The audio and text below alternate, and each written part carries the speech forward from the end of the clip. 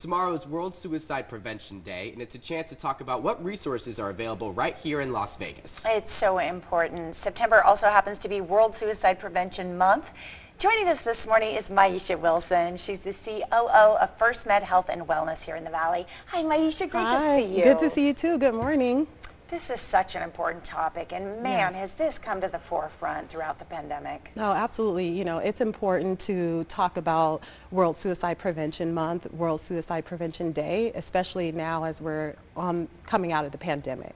So many people need to just have awareness about, you know, how to prevent it, how to open conversations and talk to your friends and family about suicide.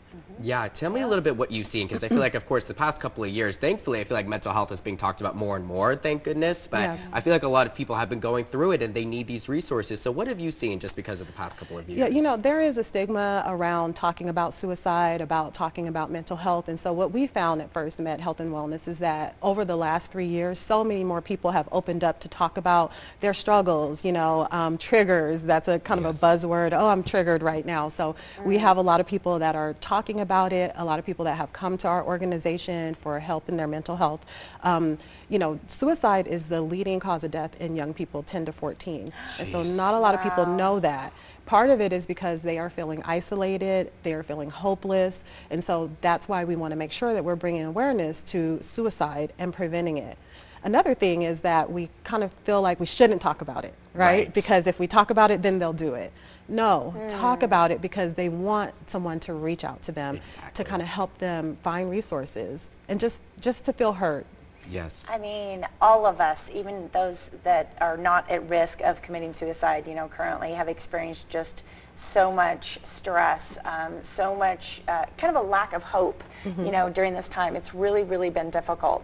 Are some people more at risk, and what are the warning signs that someone is suicidal?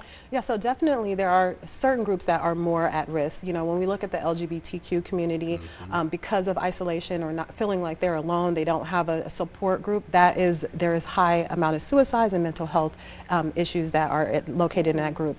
Also, Native American, that is a high group too that experiences mental health issues as well as suicide. And then the highest number of suicides are Caucasian men. And so when we look at that, those are the groups that are at higher risk, and minorities as well. And some things that we can do that to see, you know, what is a risk. Trauma. When we talk about trauma, we've all experienced trauma in the last 3 years, right? So trauma, even medical issues. If someone got a medical diagnosis and they feel like they cannot deal with it, that is another trigger that can put them at risk. So there are so many risks, and that's why the conversation is really important, to just open that conversation, because there's so many risks that are out there. Right. I want to talk a little bit about those communities you just mentioned, because they're the ones that are most at risk, but I also find that there's a disparity. A lot of them also struggle finding the proper health care. So how can they go about finding these resources and getting the help that they really need?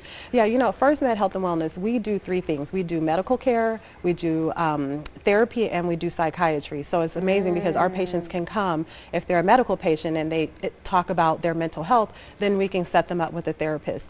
But it's not the easiest thing to find. And so the Department of Human Health and Services, it's a good place to start to see where are these mental health services, because they can point you out to the partners and to other organizations that are doing this. But cost is a huge thing, you know. In the past, people thought therapy and mental health was a luxury to take care of, but now it's a necessity. And so at FirstMed Health and Wellness, our highest population are Medicaid recipients and lower income, so that they can get quality health care. So that's what we do at FirstMed Health and Wellness. But definitely look at the Department of Human Health and Services for other organizations like us that help those communities. There is actually a lot of help out there, and I'm so glad that we're talking more and more about this. You know, like in our parents' generation, this is something that was much more a stigma. Ricky, that's before your time. Yeah, right. But even like, I never grew up having these conversations ever. There you go. You know what I mean? So I think it's incredible that we're starting to really have them. Absolutely. We want people to know where they can go to get these questions answered and find a way to help. And I think, you know, kind of freeing ourselves from the stigma of talking about it is also one of the major barriers, isn't it? Not being ashamed. Yes. Absolutely. You know, suicide is 100% preventable. Part of it is staying connected to your community, staying connected, whether that's school, church, your friends, family, a stranger, you know, at Target. You know, we are a community and we have to help each other out, right? Maisha, you and I love Target, Oh, so I know. Love Target. Yeah, making friends at Target. Yeah, it's a trigger for my bank account, right? Yes. So mine too. Talking about triggers. Another thing that I want to mention is there is a number, a national number, 988. And so a lot of our community, they don't know about it yet, but it just launched in July. And so if you are someone that is feeling like you need to talk to a professional, that is a national number, 988. And so, but if you think that you may have qualified for Medicaid or you're a Medicaid recipient, you can always call FirstMed Health and Wellness. And our phone number is 702-731-0909 for our services. And we can even help point you in the right direction to get those services. Reach out for help, folks. FMHWC.org is the website. Help is available. That's right. You can also call them at 702-731-0909. Get in touch.